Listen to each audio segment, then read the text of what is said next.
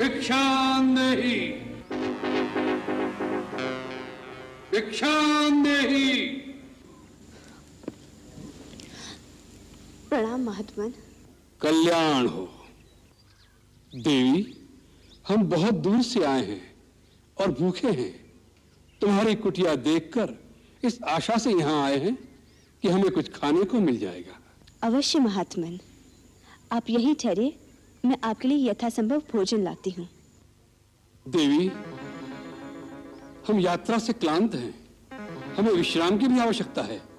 क्षमा करें, इस समय मेरे पति कुटिया में नहीं है, इसलिए मैं आपका स्वागत नहीं कर सकती। परंतु कृपा करके आप वहीं ठहरिए, मैं आपके लिए भोजन लाती हूँ।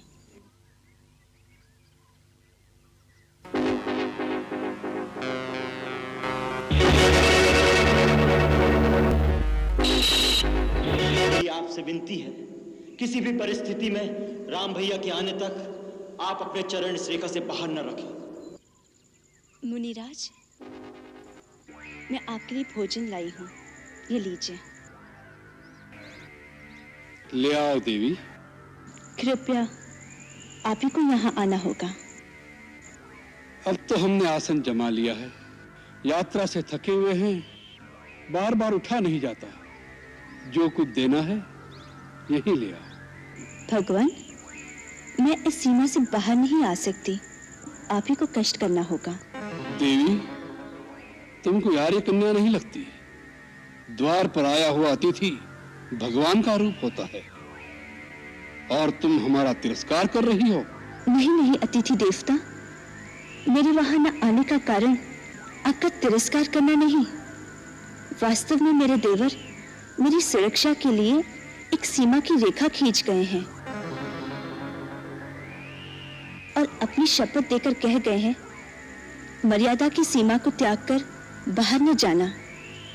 इसलिए मैं बाहर नहीं आ सकती। कृपा करके आप मेरी बात का बुरा न माने। बस, बहुत हो चुका। तुम बार बार हमारा तिरस्कार कर रही हो। पहले हमें कुटिया के अंदर आने से रोक दिया और अब दूर से खाना दे रही हो, जैसे हम कोई पशु पक्षी हो। ऐसा व्यवहार नीच जाति के लोगों से किया जाता है। कोई संत महात्मा द्वार पर आ जाए तो बड़े आदर से स्वयं उसके पास जाकर उसके चरण छूकर भिक्षा दी जाती है। ठीक है, हम तुम्हारे द्वार से भूखे ही चले जाएंगे, लेकिन इस अपमान के बदले हम तुम्हें श्राप देंगे। नहीं नहीं मुनिराज, मुझ पर दया कीजिए। मुझे अपनी पुत्री के समान समझकर मेरी समस्या और विवशता को समझने की चेष्टा कीजिए। हम सब समझते हैं, सब कुछ जानते हैं। हम त्रिकालदर्शी हैं। मूर्ख स्त्री, हम सब देख रहे हैं। तुम्हारा पति इस समय एक स्वर्ण मृग का शिकार करने वन में भागा भागा फिर रहा है। वह स्वर्ण मृग अपने सींग से तुम्हारे पति को एक बार आहत कर चुका है, फिर भी तुम्हारा पति उसके पीछे भाग रहा है। हम श्राप देते हैं कि वही स्वर्ण मृग अपने तीखे सींगों द्वारा तुम्हारे पति को। नहीं नहीं, अब मुझे श्राप मत दीजिए, मैं वहीं आती हूँ। आप मेरे पति को श्राप मत दीजिए, मेरे श्राप मत दीजिए। मुझ पर दया कीजिए, मुझसे भूल हो गई है। मैंने आपकी शक्ति को नहीं पहचाना था, मुझे क्षमा कर दीजिए।